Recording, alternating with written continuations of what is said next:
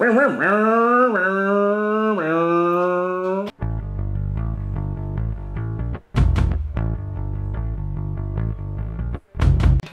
j'espère que tu vas bien. J'espère que tu es prêt à faire chauffer le bitume car aujourd'hui on va apprendre à faire de l'asphalte. Le principe est simple.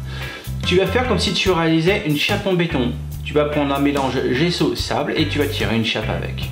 Pour ça, tu vas avoir besoin de sable, du gesso, un récipient, une touillette, une langue de chat, une petite règle en plastique, de la peinture noire, de la peinture blanche, de la peinture marron, du scotch de peintre et de polystyrène.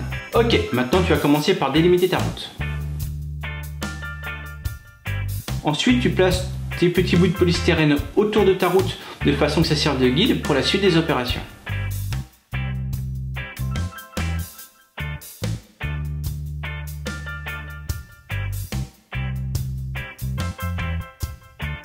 Ici, j'ai utilisé du polystyrène de 3 mm d'épaisseur, mais tu peux prendre l'épaisseur que tu veux en fonction du rendu souhaité.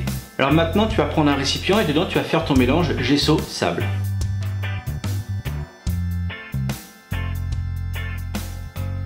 Le but étant d'obtenir cette texture.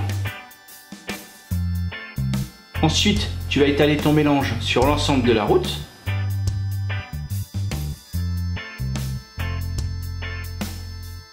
Puis ensuite, tu prends ta petite règle en plastique et tu l'étales comme si tu tirais une chape.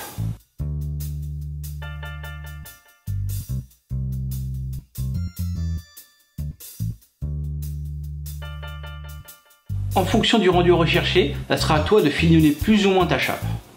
Ensuite, tu n'oublies pas de retirer tes guides en polystyrène avant le séchage de ton gesso, de façon à ne pas l'abîmer lorsque tu le retireras. Ensuite, tu fignoles tes bords comme ça. Puis tu laisses sécher. Bien sûr, si tu ne possèdes ni gesso ni sable, tu peux très bien utiliser du papier de verre, ça coûte pas cher, mais en revanche tu auras un effet un peu route neuve. Après c'est à toi de voir en fonction du rendu que tu cherches. Dans les deux cas, tu vas commencer par peindre ta route en noir.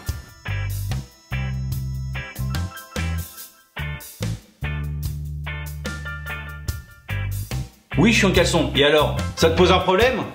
Si tu veux faire du traçage au sol, tu le fais après ta couche de noir en utilisant du scotch de peintre comme ça.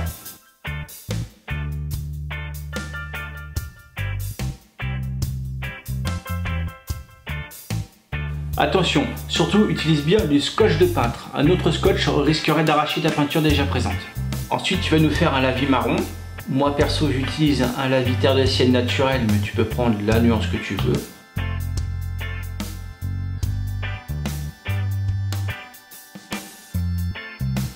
Puis ensuite, tu vas faire quelques brushes de noir que tu auras nuancé avec du blanc de façon à faire des teintes de la plus foncée à la plus claire. Ou comme moi dans le cas présent, tu peux utiliser un gris neutre que tu peux nuancer avec du noir ou du blanc. Et n'oublie pas de terminer par un brush blanc.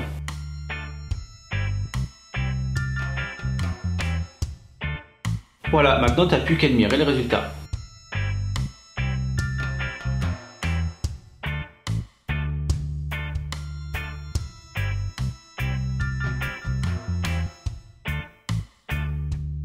Voilà, maintenant cette vidéo est terminée. Tu peux t'abonner à ma chaîne en cliquant ici. Tu peux me retrouver sur Facebook en tapant Coco Déco. Si la vidéo t'a plu, n'hésite pas à me mettre un pouce en l'air. Si elle t'a pas plu, un pouce en bas, tant qu'à faire. Si tu as des questions à me poser, pose-les-moi en commentaire, je me ferai un plaisir d'y répondre. Maintenant, je te dis à la prochaine. Ciao ma biche!